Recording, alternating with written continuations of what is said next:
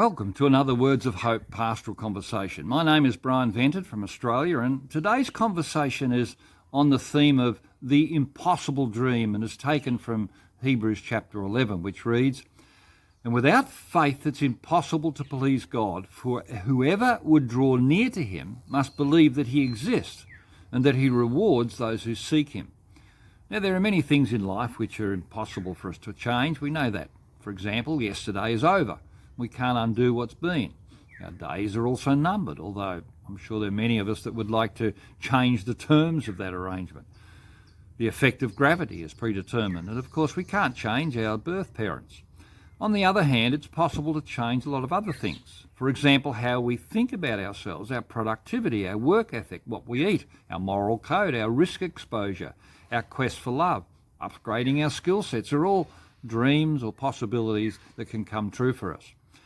Today I want us to reflect how finding God is not the impossible dream that people think it is. First, it is impossible to live without belief or faith. The Britannica Dictionary defines faith as having a strong belief or trust in someone or something. The Bible defines faith slightly differently. It says, "Now faith is an assurance or having a confidence that what we hope for will come true, or having a certainty or conviction that what we cannot see exists." Now, these definitions, both from Britannica and the Bible, are spot on. We may not fully accept the idea, but if you think about it, no one functions or operates in a vacuum of beliefs. We all believe or subscribe to something that guides and informs how we live, whether that be a visible or an invisible thing. That which we believe in is an expression of our faith in someone or something. For example, even though you might be an atheist, you still operate from a position of faith because you believe in someone or something other than the Christian God. Or if you are a nihilist, you also have a faith position of sorts. By definition, someone who is a nihilist is a believer of nihilism, which literally means nothingism. They believe in nothing, maintaining that life has no meaning, and they reject all moral and religious values as well as all political and social institutions. Perhaps the only purpose a nihilist has is an impulse to destroy and tear down. And in that sense, that is what they believe in. Even if you live alone as a reclusive, you still believe in certain structures or operational principles that you expect will keep you alive from day to day. Whether you believe in nothingism or any other ism, we all subscribe to something to guide and direct our justifiable purpose in life. Now let me ask you a question. What do you believe in? What are the substructures of your life? What is it that you hope in? What are the certainties that you rely on? What informs and undergirds your moral database? I would argue that it's impossible to live without a belief in something. Seriously, impossible. So what we believe in becomes important, which leads to my next point. It is impossible to find God without the exercise of faith.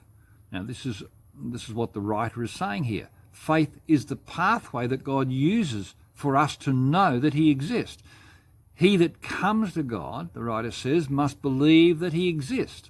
Now, that's an interesting concept. In other words, if you or I have no heart intention or a willingness or a desire to believe, then we will never know whether God exists or not. It's impossible. Now let's be clear here. My faith doesn't create an illusion of God in my mind, either literally or figuratively. God exists outside of me and independently from me. He is neither manipulated or coerced by my actions, but our faith is what God uses to inform us about himself and then draw us to him. Fortunately, the process of becoming informed is not random. It is laid out for us. Our faith is well grounded and gets informed as a consequence of hearing or being exposed to truth. As Paul says in Romans 10, faith comes from hearing, and hearing through the word of Christ. God has revealed himself in history, and our faith or believing is exercised or activated on the basis of that revelation or information.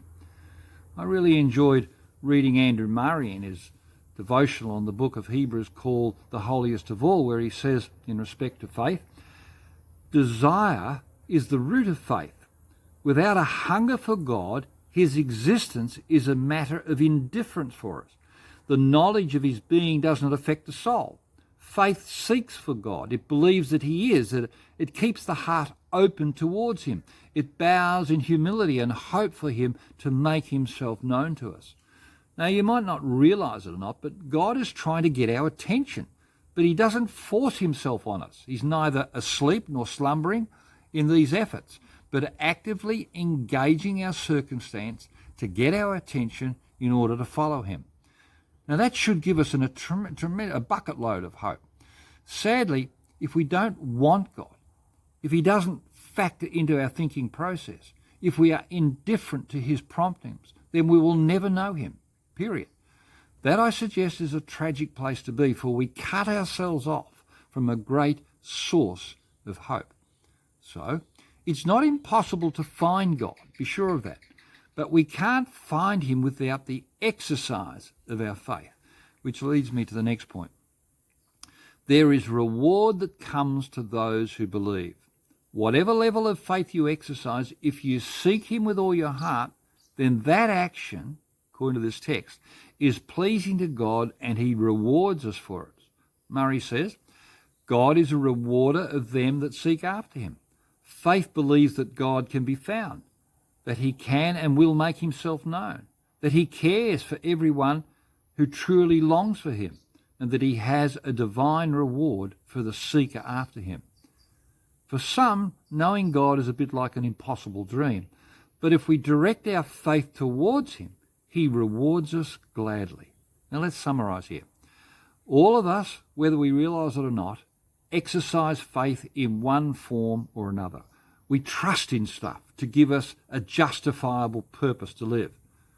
But God uses that faith dynamic in our lives to convince us of his existence and then draw us to himself. God then rewards those who direct their faith towards him.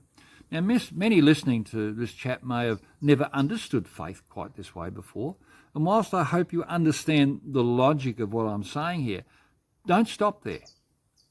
Put your trust in him, rest in him, open the door of your life, and let him be a part of your world.